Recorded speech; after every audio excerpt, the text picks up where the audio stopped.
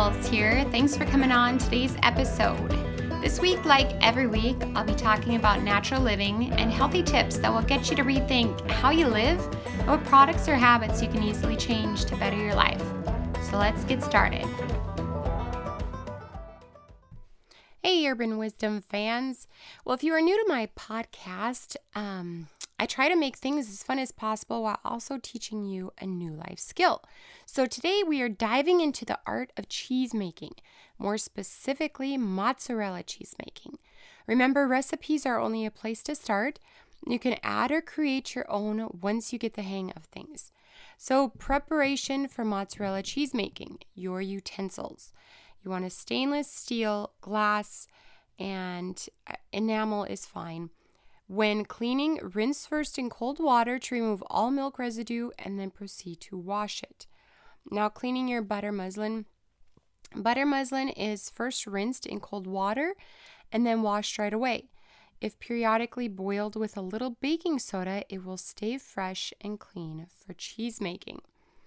Now, ingredients in storage.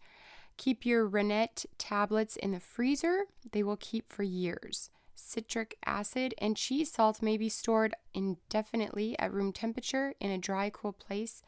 Moisture will lower the shelf life.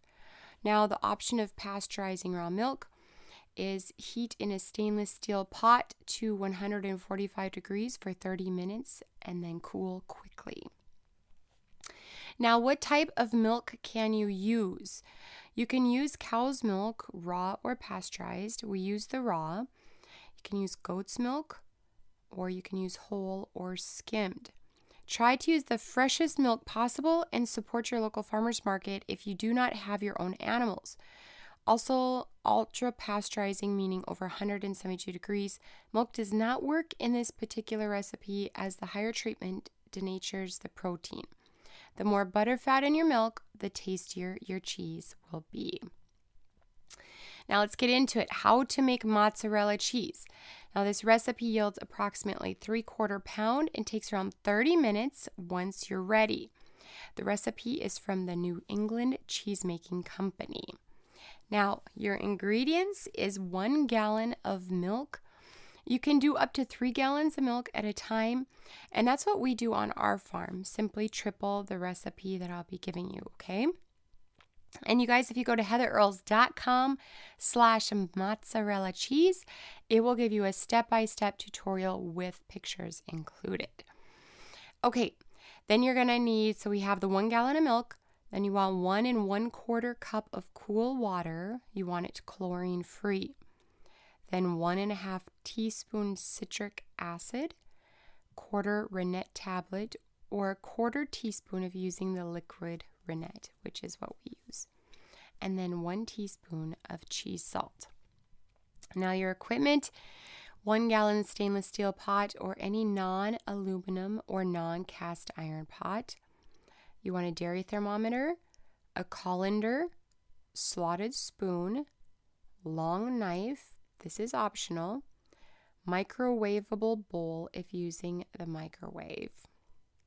And then you want rubber gloves. That is also optional. If you just wash your hands, we don't use the glove portion.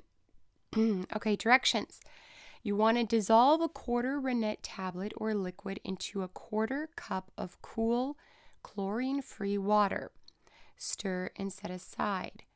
Then wrap the remaining pieces of tablet in plastic wrap and store in the freezer. If using the liquid rennet, store it back in your refrigerator. Now mix 1.5 teaspoons citric acid into 1 cup cool chlorine-free water until dissolved. Then pour 1 gallon of milk into your pot and stir vigorously while adding the citric acid solution. Then you're going to heat the milk to 90 degrees Fahrenheit while stirring. Now, you guys, a very important tip, if I give you a temperature, please do not go above it because it will change your cheese or the consistency. So if it says 90 degrees, make sure you're paying attention and it is 90 degrees.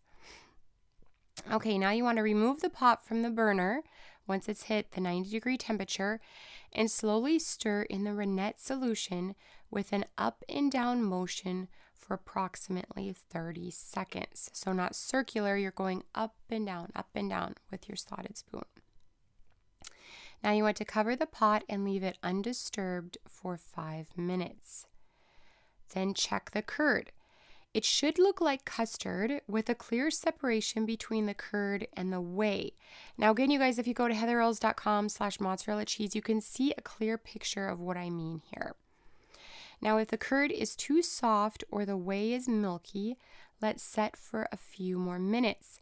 If your milk did not form a curd at all, it could be your choice in milk.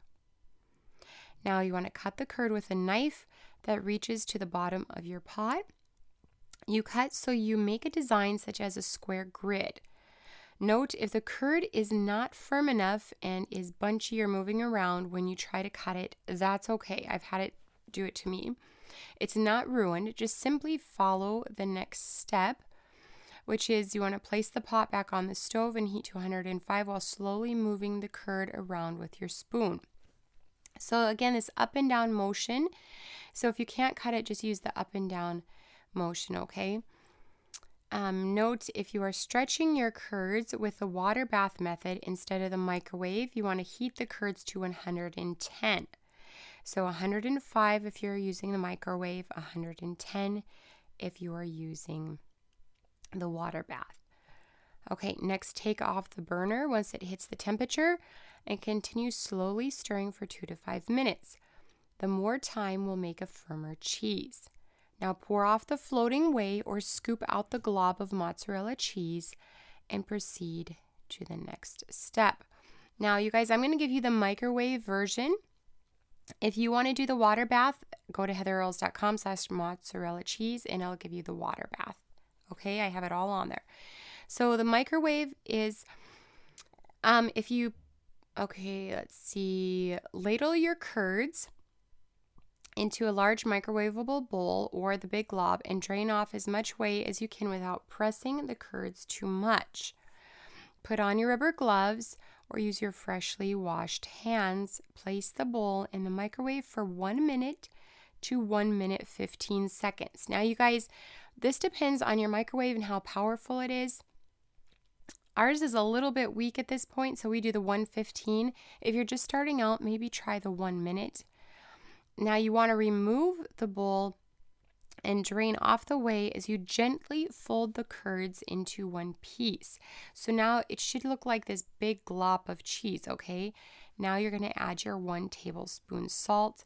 This is optional, you guys. You don't have to add the salt, but it tastes so much better if you do.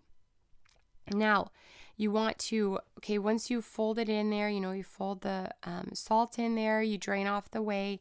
You want to microwave for another 30 seconds to 1 minute. Again, that just depends on your microwave. And you want to drain again and stretch the curd.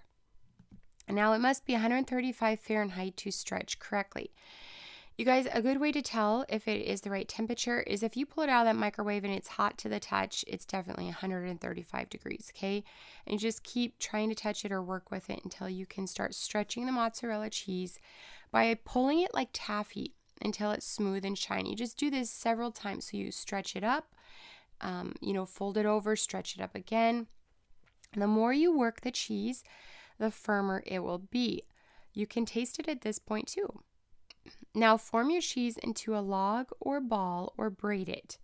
Make it into bite-sized morsels or even make it into string cheese. We just put ours in a container and let it cool in the refrigerator. Now, if you're not just going to put it in a container and put it in the refrigerator, you can just, when finished, submerge it in ice water. This will cool it down and allow the cheese to hold its shape.